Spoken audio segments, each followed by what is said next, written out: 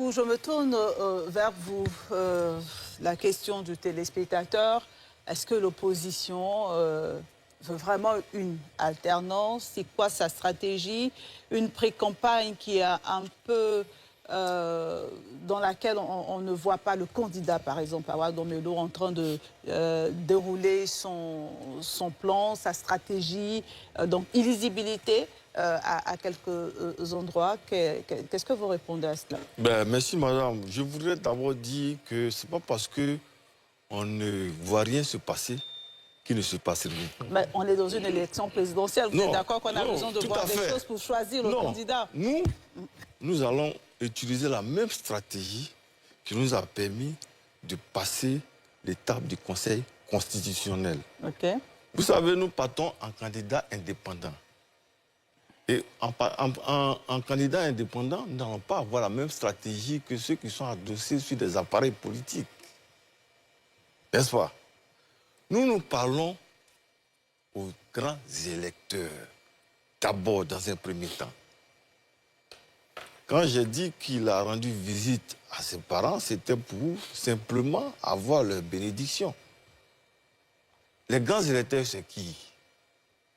Ce sont des candidats qui sont recalés. Ils ont quand même des Ivoiriens derrière eux.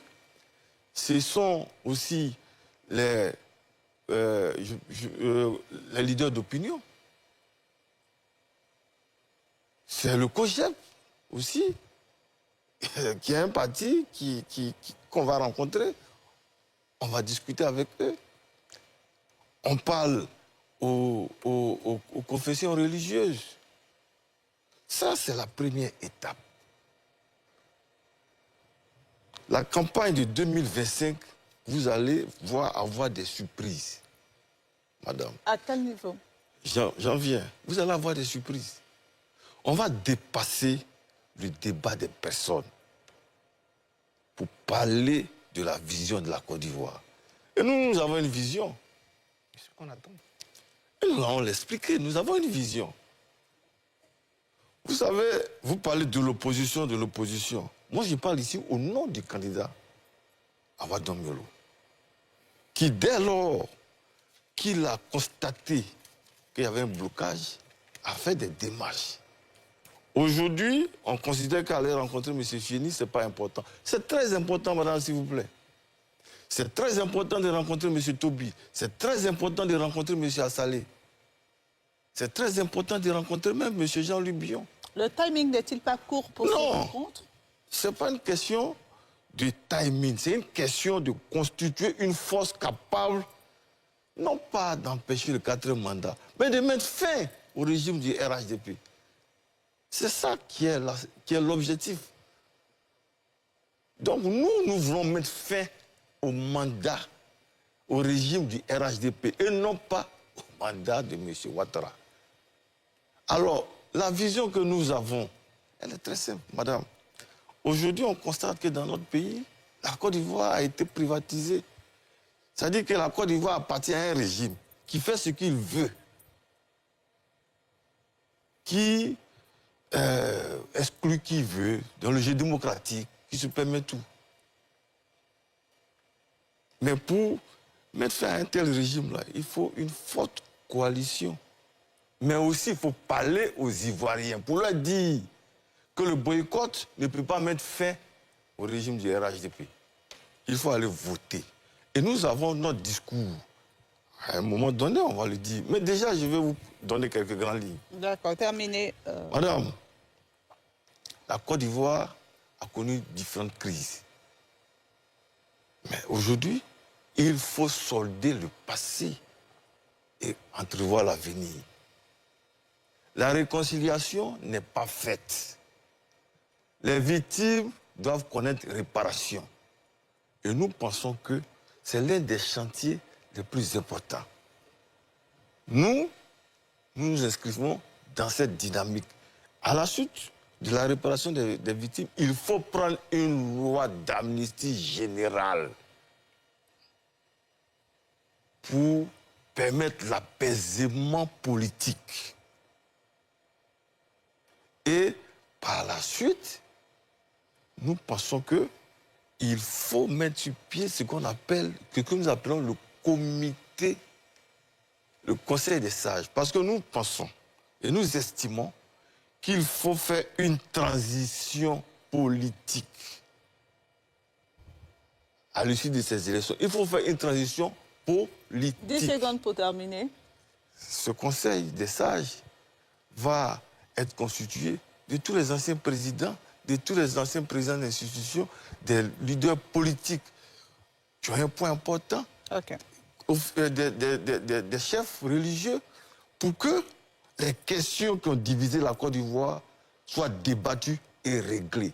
C'est quelques éléments de notre vision, mais au cours de ce débat, si l'occasion nous est donnée, nous allons entrer sur quelques points bien précis. Merci pour ces éléments. Paul Hervé Agoubi, ensuite je vais passer à Fanny Karim.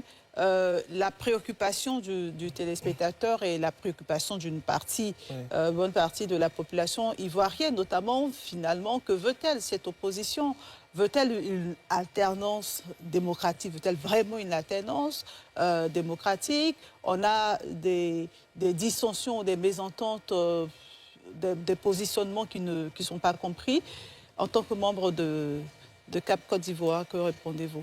Oui, j'aimerais me permettre de rectifier un peu l'orientation que vous avez donnée de la question. Je pense avoir compris plutôt autre chose. Allez-y. Le téléspectateur dit, vous voulez une alternance pour l'alternance, ou bien vous voulez une alternance pour faire mieux, alors qu'il est acquis que le RHDP vraiment agit parfaitement. C'est ça, c'est quelle offre en face du RHDP? Voilà. Vous savez, cette question-là, elle me rappelle la réponse que tous les régimes fascisants d'Europe objectent aux Africains quand ils lui disent quel crime a été la colonisation. Vous savez ce qu'ils répondent? Ils répondent que eux, là, ils ont construit, en quittant l'Afrique, plusieurs centaines d'hôpitaux, 50 000 kilomètres de routes, 18 000 kilomètres de voies ferrées, 63 ports, 196 aérodromes, des centaines de barrages, des écoles qui concernent 2 millions d'élèves. Et ils font le décompte. Ça veut dire, dès lors qu'on a fini de faire cette comptabilité, vous ne devez plus réfléchir. Je pose la question, en ce moment-là, est-ce qu'on a envie de revenir dans un tel système? Oui, on peut regarder un bilan chiffré, lapidaire, donc un bilan de la pierre qui nous est opposé, mais en même temps, il ne faut pas oublier que la demande constitutionnelle ivoirienne dit que ce pays-là est une république et est une démocratie, qui fait deux choses. Premièrement, les mandats sont limités. Deuxièmement, l'alternance est organisée. Donc, l'opposition est parfaitement fondée à demander une alternance et à y travailler, fut-elle confrontée à un bilan qu'on dit exceptionnel. C'est la première chose. La deuxième chose qui a été dite et avec laquelle je ne m'accorde pas, parce que les mots ont un sens, c'est qu'il a été dit que chaque week-end, les ministres sont en campagne. Dans les pays sérieux, il y a ce qu'il s'appelle la réserve, n'est-ce pas, électorale. Ce sont des périodes de réserve. Dans ces périodes, les ministres cessent toute activité, de sorte que leur action sur le terrain ne soit pas confondue précisément à une activité de campagne. Et cette période de réserve n'existe pas en Côte d'Ivoire. Ce qui fait qu'on trouve normal que des ministres agissent et que ces actions-là soient portées, soient réversées au compte du parti au pouvoir. Ce sont des attitudes antidémocratiques. Vous avez dit, que font les opposants? Que fait l'opposition? Là encore, un autre problème de sémantique. Il n'y a pas une opposition dans un pays, il y a des oppositions. Ici, sur ce plateau, j'écoute très souvent, on nous dit, écoutez, il y aurait une gauche, une droite, ainsi de suite. Je veux bien, puisque c'est le vocabulaire qui est retenu. En même temps, on doit tirer de cela la conséquence que dans l'opposition, il y a plusieurs volontés, qui fait qu'il n'y a pas une, mais des oppositions. C'est ce qu'on devrait dire. Donc, on ne doit pas s'attendre à ce qu'une opposition agisse, mais à ce que plusieurs oppositions en face du parti au pouvoir veut. Mais est-ce que cela ne fragilise pas ces oppositions? Non, mais justement, on le dit parce qu'en même temps, il y a une conséquence. La conséquence, c'est dans les conditions de l'opposition fragmentée, le parti au pouvoir gagne forcément. C'est totalement faux. Et ça me permet de rebondir sur le dernier point. C'est que on veut que la campagne ou la pré-campagne s'assimile, je suis d'accord, il y a un folklore politique, il y a un folklore électoral à chaque veille d'élection. Ça participe du folklore. Mais ce folklore-là ne doit pas nous permettre de valider le récit d'une victoire prématurée parce que dès lors que je sors la foule, je tire la conséquence que j'ai gagné. Nous avons 8 millions d'électeurs, madame.